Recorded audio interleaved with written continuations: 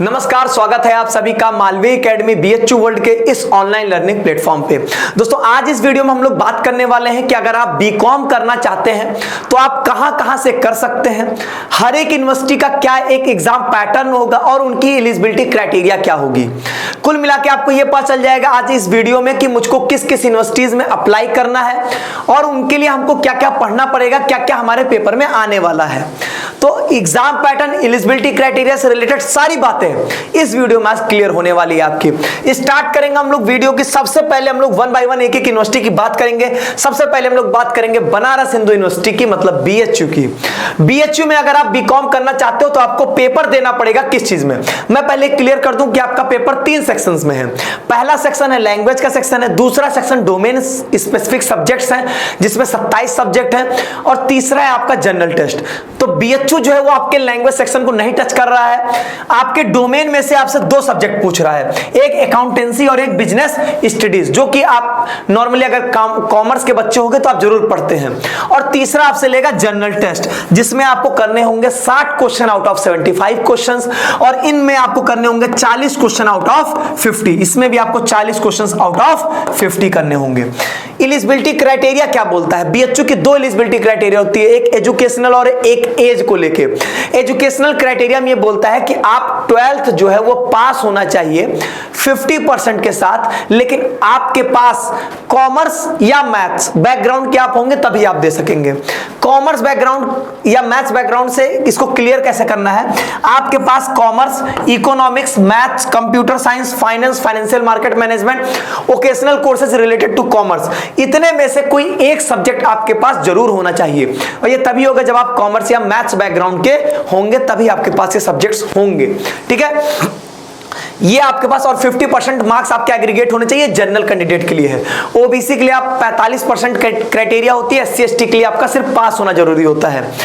इसके अलावा एज को लेके यहां पर क्या बात होती है कि 1 जुलाई 2022 को आपकी एज 22 साल से ज्यादा नहीं होनी चाहिए जनरल कैंडिडेट्स के लिए, ओबीसी वालों के लिए 25 साल और एससी एसटी वालों के लिए 27 साल। ठीक है, ये आपकी एज रिलेटेड क्राइटेरिया हो गई। बीएचयू की बात अगर हम लोग बात करें, दूसरी बड़ी यूनिवर्सिटी है आपकी डीयू, दिल्ली यूनिवर्सिटी।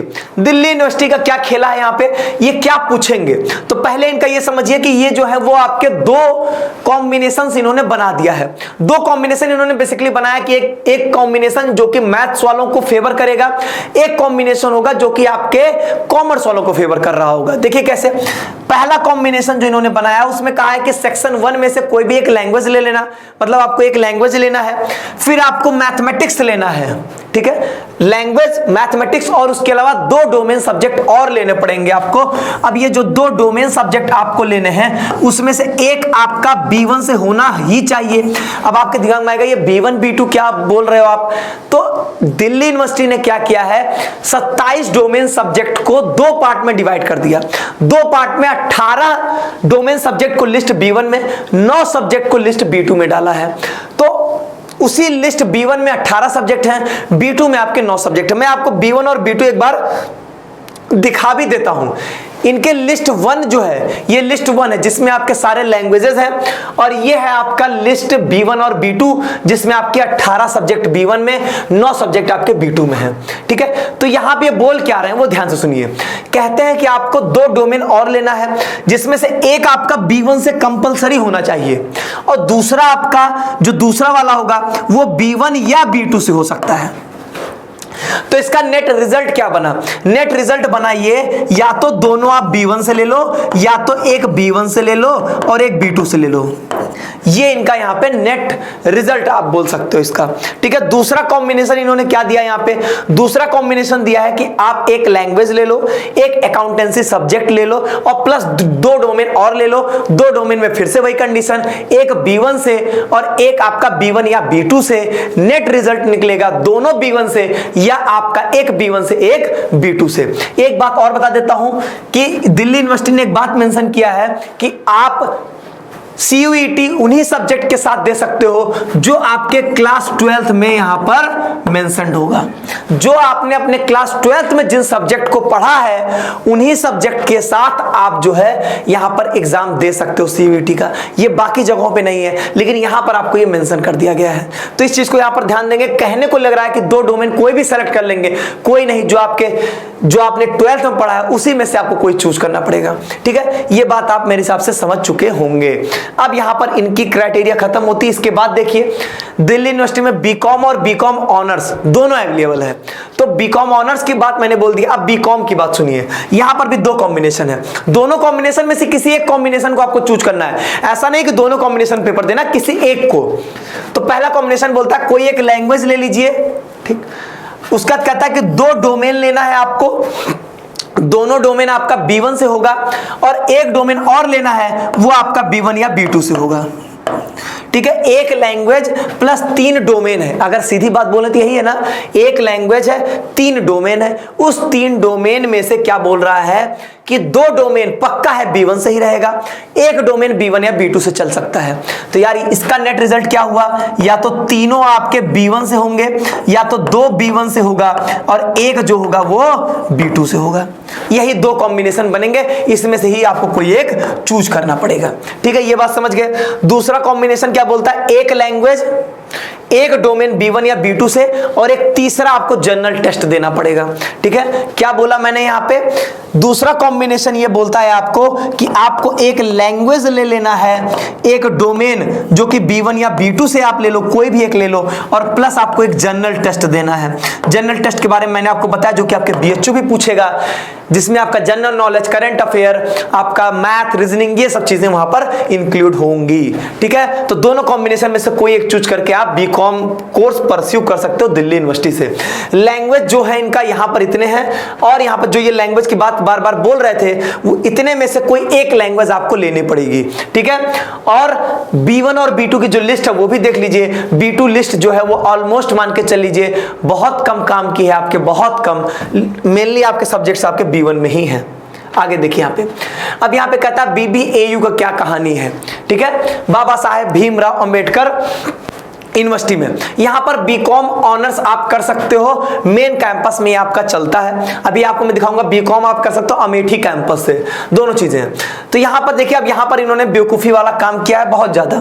इन्होंने क्या लिखा है यहां पे कि किस सब्जेक्ट में पेपर लेंगे, तो इन्होंने लिखा है accountancy / business studies / computer science / economics / entrepreneurship / mathematics / information practice.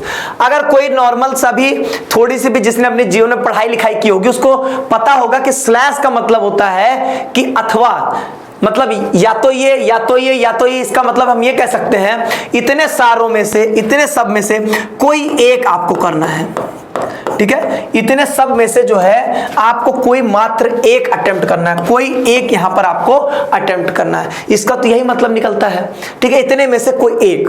ठीक, स्लैश का मतलब, अगर कॉमा लगा होता या ये लिखा होता कि इतने में से कोई 3 करना है, 2 करना है, तब बात और समझ में आती। लेकिन अभी जो लिखा हुआ इस बेसिस हम यही मानेंगे, कोई एक सब्जेक्ट देना है बस। यहां पर एलिजिबिलिटी क्राइटेरिया क्या है, किसी भी सब्जेक्ट में आप हो, 12th आप किससे हो, आर्ट्स, कॉमर्स, साइंस, किसी से कुछ मतलब नहीं है, बस आपका 50% मार्क्स होना चाहिए जनरल कैटेगरी में, और 45 SC ST PWD इन सभी कैटेगरी के लिए। ठीक है, अगर बात करें बीकॉम मतलब जनरल बीकॉम की, जो कि अमेठी कैंपस में चलता है, वहां पर लिख दिया है कि सिर्फ जनरल टेस्ट आपसे पूछेगा। मतलब वही जो आपका 60 क्वेश्चन करना है आउट ऑफ 75 क्वेश्चन, 60 मिनट आपको जिसके लिए मिलेगा, सिर्फ जनरल टेस्ट। मतलब आपको कॉमर्स से कोई मतलब नहीं है, आपको साइंस के उससे मैथ से कोई मतलब नहीं है, आपको सिर्फ जीके और करंट अफेयर और ये आपका क्या कहते हैं मैथ, रीजनिंग, बस न्यूमेरिकल एबिलिटी, मेंटल एबिलिटी, बस यही तैयार करके जाओ, पेपर देके मस्ती से आइए। सेंट्रल यूनिवर्सिटी ऑफ झारखंड में जो है आपके इंटीग्रेटेड बीकॉम और एमकॉम का प्रोग्राम है। एक बार में एडमिशन लीजिए, मस्त 5 साल पढ़ाई करते रहिए, कोई लोड नहीं पड़ेगा। नहीं तो 3 साल बाद फिर से एंट्रेंस देना पड़ेगा, अपने आप को फिर से परखना पड़ेगा। ये क्या बोलता है, ये बहुत सारे सब्जेक्ट्स यहां पे मेंशन कर दिया है। आपको अकाउंटेंसी का भी पेपर देना है, बिजनेस स्टडीज देना है, इकोनॉमिक्स में देना, एंटरप्रेन्योरशिप देना है, बिजनेस मैथमेटिक्स देना है। तो यहां पर आपको टोटल जो है वो 3 2 5 डोमेन सब्जेक्ट्स में आपको पेपर देने पड़ेंगे। सब में 40-40 क्वेश्चंस होंगे। तो समझ लीजिए यहाँ पे आपका कितना हो गया, 40 क्वेश्चन सब में देना है, सबके लिए आपको 45 मिनट मिलने वाला है। आप एलिजिबिलिटी क्राइटेरिया बोलता है कि भैया 12th पास हो जाना, ठीक है, 12th पास हो जाना, और जिसके लिए आपके पास commerce, economics, maths, computer science, finance, financial market management as one of the subject. मतलब आपके पास देख सकते हो यहाँ पे साफ साफ दिखने में लग रहा है कि या तो आप मैथ्स बैकग्राउंड के रहे होगे या तो कॉमर्स बैकग्राउंड के, क्योंकि जितना सब्जेक्ट लिखा है इन सभी सब्जेक्ट में से कोई एक सब्जेक्ट आपके पास क्लास 12th में होनी चाहिए। और फिर से वही बात, 50% मार्क्स आप कम से कम सिक्योर करे रखेंगे, कम से कम। Eligibility criteria most of the cases में यही है कि 50%, 55% कहीं कहीं होगा, नहीं तो ऐसे मोस्टली 50% ही है, ठीक है। अगला है आपका यहाँ पे डॉक्टर हरि सिंह गौर विश्वविद्यालय। ये क्या बोलता है, आप यहाँ पर बीकॉम कर सकते हो, 6 सेमेस्टर का कोर्स होगा। इसके लिए आपको कौन कौन सा सब्जेक्ट में पेपर देने पड़ेंगे, अकाउंटिंग मतलब वही अकाउंटेंसी हो गया, business studies, economics, statistics, business math, etc. अब बताइए मूर्खता, देखिए मैंने खुद, हम लोग खुद नहीं लिखे हैं, इस यूनिवर्सिटी ने अपने गाइडलाइन में ये बात मेंशन किया है कि ईटीसी। भैया ईटीसी क्या होता है, मतलब क्या दे देंगे 25 पेपर दे देंगे क्या, ये कौन सी बात है। अरे आप एग्जैक्टली या तो मेंशन कर दो कि भैया देखो इतने ही सब्जेक्ट में आपको पेपर देना, या 5-10 सब्जेक्ट दे दो, कह दो इसमें से कोई 3 में पेपर देना, कोई 4 में देना, कोई 5 में देना है। ये बात आप मेंशन करोगे ना, इस तरीके से ईटीसी लिखने का क्या मतलब हो गया कि बहुत ढेर सारी इत्यादि हद स्थिति है। दूसरी चीज यहां पे देखो, इनकी एलिजिबिलिटी क्राइटेरिया क्या बोल रही है कि भैया आप देखो 10+2 किसी भी डिसिप्लिन में हो कोई दिक्कत नहीं है, बस एक काम करना 45% मार्क्स लेके आ जाना, और 5% जो होगा वो हम छूट दिला देंगे किसको, SC ST और PWD बच्चों को। अगला यहां पर देखिए बीकॉम ऑनर्स अगर आप करना चाहते हो गुरु घासीदास विश्वविद्यालय से, तो अकाउंटेंसी आपको सिंपली तैयार करना है बस, और 50% नंबर लेके चले आना, और 22 साल से ज्यादा आपकी एज नहीं होनी चाहिए। बात करें अगर हम लोग हेमवती नंदन बहुगुणा यूनिवर्सिटी, गढ़वाल की यूनिवर्सिटी आपकी, जिसमें आपके कोर्स बीकॉम में अगर आप चाहते हो तो जनरल टेस्ट आपको सिर्फ अटेम्प्ट करना है, ठीक है। तो मेरे हिसाब से आपके कॉमर्स के कुछ सब्जेक्ट हैं, जैसे मेनली अकाउंटेंसी, बिजनेस स्टडीज, और एक जनरल टेस्ट, और एक लैंग्वेज, एक जनरल टेस्ट, और अगर आप बिजनेस स्टडीज और अकाउंटेंसी तैयार रखते हो तो मैं एक बात बोल सकता हूं कि most of the universities, most of the seats पे आप फाइट करते हुए दिखोगे। यहां पर भी कुछ नहीं है, बस 12वीं पास हो सिर्फ 40% के साथ, एकदम मौज है, और जो SC ST वाले हैं उनका तो और मौज है, सिर्फ 35% के साथ। इसके बाद अगर हम लोग बात करें Indira Gandhi national tribal university, यहां पर देखो अगर आप कॉमर्स करना चाहते हो तो अकाउंटेंसी और बुक कीपिंग ये 2 सब्जेक्ट आपको पढ़ने पड़ेंगे, और आप 12th कॉमर्स या मैथ्स बैकग्राउंड से होने चाहिए। 45% एग्रीगेट और 40% EWS OBC इनके सबके लिए है भैया, ठीक है। और नहीं 45% जनरल EWS और OBC कैटेगरी के लिए, 40% SC ST और PWD कैटेगरी के लिए, ठीक है। मतलब 45-50% है तो कोई लोड नहीं है। अगला है आपका इंदिरा गांधी नेशनल, अच्छा वही सेम यूनिवर्सिटी, अगर आप वो था आपका किसमें, ये था आपका कॉमर्स में अगर आप बीकॉम करना चाह रहे हो, यहां पर है बिजनेस एडमिनिस्ट्रेशन में अगर आप करना चाह रहे हो। बिजनेस एडमिनिस्ट्रेशन के लिए आपको बिजनेस स्टडीज सिर्फ का पेपर देना, मतलब सिर्फ 40 क्वेश्चन की लोड है आपके ऊपर, कोई लोड नहीं है। और 10+2 आप जो है वो पास होने चाहिए, वो कॉमर्स या मैथ्स से, सेम क्राइटेरिया जैसे अभी जस्ट पीछे मैंने बोला, 45% मार्क्स आपके चाहिए। इसके बाद अगर हम बात करें Indira Gandhi national tribal university के टूरिज्म मैनेजमेंट में, तो वो लोग आप बीकॉम वाले बच्चे वो भी दे सकते हैं जो कि कॉमर्स बैकग्राउंड से होंगे, उनको सिर्फ बिजनेस स्टडीज का जो है वो पेपर देना है, ठीक है। और क्राइटेरिया सेम है क्योंकि यूनिवर्सिटी भी आपकी सेम है यहाँ पे, ठीक है। अगला है यहां पर आपका महात्मा गांधी अंतरराष्ट्रीय हिंदी विश्वविद्यालय। ये क्या बोलता है भैया, चूंकि हिंदी विश्वविद्यालय इसीलिए हिंदी लैंग्वेज को कंपलसरी कर दिया है, यहां पे हिंदी लैंग्वेज आपको लेना पड़ेगा। प्लस उसके बाद देखिए यहां पे जो लिख रहा है accountancy / business studies / economics / entrepreneurship / mathematics from the section 2। इसका मतलब ये हो गया कि एक लैंग्वेज और इतने सारे सब्जेक्ट में से कोई एक सब्जेक्ट आपको लेना पड़ेगा। वही हो गया अकाउंटेंसी और एक लैंग्वेज ले लेंगे, एक लैंग्वेज नहीं हिंदी लैंग्वेज, तो हिंदी प्लस अकाउंटेंसी आपका काम ओके। और 50% मार्क्स जो है वो लेकर आ जाइएगा, किसी भी स्ट्रीम से होंगे कोई इशू नहीं। यहाँ पे जनरल कैटेगरी के लिए 45% चाहिए हमको, SC ST OBC के लिए। अब यहां पर देखिए ये है आपका मौलाना आजाद नेशनल उर्दू यूनिवर्सिटी। यहां से करने के लिए आपको सबसे मेन चीज है कि आपको उर्दू लैंग्वेज आनी चाहिए, क्योंकि उर्दू लैंग्वेज का आपको पेपर मैंडेटरी है, आपको देना है। और दूसरा जनरल टेस्ट देना है। कॉमर्स के किसी सब्जेक्ट से कोई मतलब नहीं, इनको सिर्फ उर्दू और जनरल टेस्ट ये पूछने वाले हैं आपसे।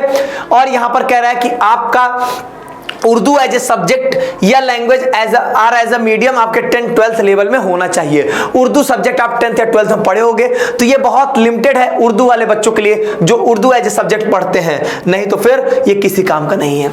ये अगला हम बात करेंगे यहाँ पे मिजोरम यूनिवर्सिटी की। मिजोरम यूनिवर्सिटी में बोलता है भैया आपको 2 चीज में पेपर देना है। एक तो जो आपका लैंग्वेज सेक्शन होगा उसमें से इंग्लिश उठा लीजिएगा, और जो आपका डोमेन वाला होगा वहां से अकाउंटेंसी उठा लीजिएगा। और आपको कुछ नहीं करना है, बस 12th पास होना जरूरी है 50% के साथ जनरल ओबीसी के लिए, और 45% marks for the SC ST के लिए और PWD वालों के लिए। अगला होता है मिजोरम यूनिवर्सिटी में क्या कह रहा है, सेम तो हो गया आपका, मिजोरम यूनिवर्सिटी था ये पीछे, बैचलर ऑफ कॉमर्स, ये भी आपका बैचलर ऑफ कॉमर्स। यहां पर क्या कह रहा है, ठीक है, यहां पर कह रहा है इंग्लिश प्लस अकाउंटेंसी, यहां पर भी तो इंग्लिश प्लस अकाउंटेंसी था, मे भी रिपीट हो गया। चलिए आगे बढ़िए। यहाँ पे नागालैंड यूनिवर्सिटी में क्या कर रहा है, जनरल बीकॉम अगर आपको करना है, बीकॉम दो ना, जनरल और एक ऑनर्स, तो जनरल बीकॉम कर रहा है, इसके लिए आपको जनरल टेस्ट और कॉमर्स में पेपर देना। बताओ कॉमर्स कौन सा सब्जेक्ट है, कॉमर्स कोई सब्जेक्ट थोड़ा ना, कॉमर्स में कई सब्जेक्ट्स हैं, अकाउंटेंसी है, बिजनेस स्टडीज है, इकोनॉमिक्स है, क्या चाहते हो आप, तो वो आपने बोला ही नहीं, आप बोल दो कॉमर्स, तो इस तरीके से लिखने का कोई अर्थ नहीं बनता है। तो कुछ दिनों में उम्मीद करेंगे कि ये लोग सही कर लेंगे। फिलहाल आपके लिए बहुत ज्यादा परेशान होने की जरूरत नहीं है, मैंने आपको पहले ही बताया है। आप एक अपना नेट कंक्लूजन निकालो कि मैं कॉमर्स के इन सब्जेक्ट में मेरी पकड़, मतलब इन सब्जेक्ट को मैंने पढ़ा है, प्लस लैंग्वेज में ये और जनरल टेस्ट। तो जैसे अगर मान लीजिए मैंने बोला अकाउंटेंसी, बिजनेस स्टडीज, लैंग्वेज आपका कोई तैयार है और आपका एक जनरल टेस्ट, इतना चीज अगर आप है तो मैक्सिमम यूनिवर्सिटीज में आप फाइट करते हुए दिखोगे। किसी एक पर्टिकुलर में हो सकता है, जैसे अब उर्दू वाला था, उर्दू पूछ लेगा तो उसको छोड़ दीजिए, आपके काम की नहीं है, बात खत्म, काहे का लोड लेना उसमें, ठीक है। लेकिन आप मैक्सिमम यूनिवर्सिटीज में जो है वो फॉर्म भरेंगे, किसी एक के लिए भर के अपने आप को बर्बाद नहीं करेंगे। अब देखो जैसे नागालैंड यूनिवर्सिटी में लिख दिया सिर्फ कॉमर्स, भैया कॉमर्स क्या होता है, BCom honours in accountancy and finance करना है तो सब्जेक्ट पूछेंगे हम कॉमर्स। कॉमर्स क्या होता है, गलत बात यहां पर भी मेंशन्ड है। 45% एग्रीगेट मार्क्स आपके आने चाहिए। एक बात मान लो कि मोस्ट ऑफ द यहां पर भी वही आ जाएगा, हो सकता है आपको कॉमर्स के सब्जेक्ट्स 3 चूज करने पड़े, 2 चूज करने पड़े, तो वही अकाउंटेंसी, बिजनेस स्टडीज, यही सब जो सब्जेक्ट्स हम लोग पढ़ रहे हैं वही सब्जेक्ट्स आपके यहाँ पे आने लगेंगे, ठीक है, तो कोई दिक्कत नहीं है। नागालैंड यूनिवर्सिटी में अगर आप बीकॉम ऑनर्स इन मैनेजमेंट करना चाहते हो तो फिर से वही कॉमर्स आएगा, ठीक है, जिसका कोई एक्सप्लेनेशन नहीं है, 45% मार्क्स होना चाहिए। अगला कहता है ईस्टर्न हिल यूनिवर्सिटी के लिए, ठीक है, नॉर्थ ईस्टर्न हिल यूनिवर्सिटी के लिए बीकॉम ऑनर्स करना चाहते हो तो सिर्फ जनरल टेस्ट होगा, कोई लोड नहीं दे रहे हैं आपके कॉमर्स के सब्जेक्ट के लिए, ठीक है। और यहां पे कह रहा है भैया क्लास 12th आपके पास होनी चाहिए, किसी भी डिसिप्लिन में हो, आर्ट्स, साइंस, कॉमर्स, कोई मतलब नहीं है। 50% मार्क्स होना चाहिए एग्रीगेट, 45% SC ST वालों के लिए। अब यहां पे क्या कह रहा है, राजीव गांधी यूनिवर्सिटी, अगर यहां से आपको बीकॉम करना है तो आपको कंपलसरी हिंदी या इंग्लिश में से कोई एक लैंग्वेज आपको लेनी है, और कॉमर्स। अब देखो यहां पर भी फंसा दिया, हिंदी इंग्लिश तो चलो क्लियर कर दिए, हिंदी या इंग्लिश में से कोई एक ले लेंगे, लेकिन कॉमर्स में क्या लें ये तो बताए ही नहीं आप। और यहां पर भी 12th पास होना चाहिए, बस पास होना चाहिए, कोई लोड नहीं दिया यहाँ पे। अच्छा DU में मैंने एलिजिबिलिटी क्राइटेरिया नहीं बोला था, 12th सिर्फ पास होना जरूरी है, वहां पर आपको कोई वो नहीं बात करता है। दूसरी बात यहाँ पर इंटीग्रेटेड MCOM है, तेजपुर यूनिवर्सिटी। तेजपुर यूनिवर्सिटी में इंटीग्रेटेड MCOM 5 साल होगा, बीकॉम MCOM दोनों एक साथ हो जाएगा। क्या पूछेगा, इंग्लिश लैंग्वेज में, इंग्लिश लैंग्वेज का पेपर होगा और कोई एक subject, accountancy, business studies, economics, mathematics, चारों में से कोई एक सब्जेक्ट जो होगा वो आप लोग यहां पर पेपर दोगे। तो 40 क्वेश्चन इसके करने पड़ेंगे और 40 क्वेश्चन इतने में से किसी एक सब्जेक्ट के करने पड़ेंगे और आपका पेपर ओवर हो जाएगा। यहां पर क्या कह रहा है कि भैया 12th आप साइंस या कॉमर्स स्ट्रीम से होने चाहिए, 60% नंबर, अभी तक में सबसे ज्यादा इसी का आया है 60% नंबर, ठीक है, और 5% का रिलैक्समेंट दे देंगे किसके लिए, रिजर्व कैटेगरी स्टूडेंट्स के लिए। यूनिवर्सिटी ऑफ इलाहाबाद, ये भी फंसा के रख दिया इसने भी, बीकॉम करना है तो सब्जेक्ट क्या पूछेंगे, कॉमर्स पूछेंगे। कॉमर्स क्या होता है? इसका क्या मतलब है, कुछ नहीं, एक्सप्लेनेशन है, ठीक है। और कुछ नहीं, यहाँ पे कहता है भैया कि कॉमर्स स्ट्रीम या साइंस स्ट्रीम से आपसे होने चाहिए और क्लास 12th पास होना चाहिए, ठीक है। तो ये था आपका ओवरऑल बीकॉम कहां आपकी कोर्सेज अवेलेबल है, कहां के लिए आप फॉर्म भर सकते हो, उनका एग्जाम पैटर्न क्या होगा, उनकी एलिजिबिलिटी क्राइटेरिया क्या होगी, ये बातें। कुछ यूनिवर्सिटीज ने ब्लंडर किया हुआ है जिन्होंने वहां पे सब्जेक्ट को मेंशन ही नहीं किया कि वो पूछेंगे क्या। अगर मैं एक नेट कंक्लूजन की बात करूं तो मैं इतना बोल सकता हूं, जिनका अकाउंटेंसी, बिजनेस स्टडीज मतलब कॉमर्स के कुछ 2-4 सब्जेक्ट्स अगर वो तैयार हैं, प्लस आपको एक लैंग्वेज पे पकड़ हो और एक जनरल टेस्ट, तो आप मैक्सिमम यूनिवर्सिटीज में जो होंगे वो आप फाइट करते हुए दिखेंगे। तो कोशिश करिए कम से कम आपकी इतनी चीजें जो है अच्छे से तैयार हो जाए। उम्मीद करता हूं आपको कॉमर्स से रिलेटेड जितने भी बच्चे होंगे, बीकॉम जो करना चाहते होंगे, उनके मन के सारे डाउट जो होंगे दूर हो गए होंगे। अभी भी आपके मन में कोई प्रश्न है तो कमेंट बॉक्स में बताइए, और अगर इस वीडियो ने कहीं आपको कुछ लर्निंग्स में ऐड किया होगा, आपके डाउट्स को दूर किया होगा, तो कमेंट बॉक्स में भी जरूर बताइएगा। और 10 अप्रैल रात 8 बजे एक बहुत ही बड़ी अनाउंसमेंट होने जा रही है सीयूईटी की प्रिपरेशन को लेकर, जिसमें आपको एक बहुत ही क्रांतिकारी घोषणा होगी, महासंग्राम 2.0, जिसमें आपकी तैयारी को एक नए आयाम दिए जाएंगे। उसकी एक झलक देखिए और 10 अप्रैल रात 8 बजे अपने सभी दोस्तों को जरूर लेकर आइए। बहुत बहुत धन्यवाद।